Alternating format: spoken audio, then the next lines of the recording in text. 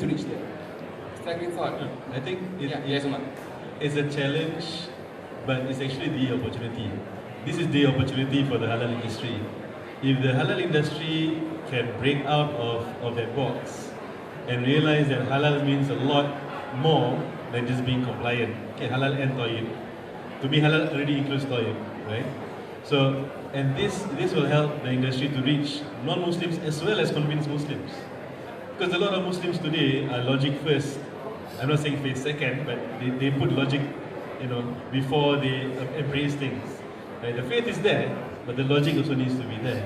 Like an example, one of our clients in Indonesia, a real estate developer, non-Muslim Chinese guy, one of our best developer clients. We provide funding to him. And all his funding only comes from Islamic banks. Now in Indonesia, that's not so common, because Islamic banking is small.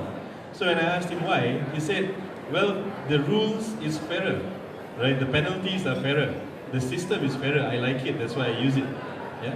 And non-Muslims can recognize that. Muslims also recognize what's good and what's not. So the industry needs to move away from compliance and standards and all that. That's great, but when you want to reach out to the new world, it needs to go much deeper.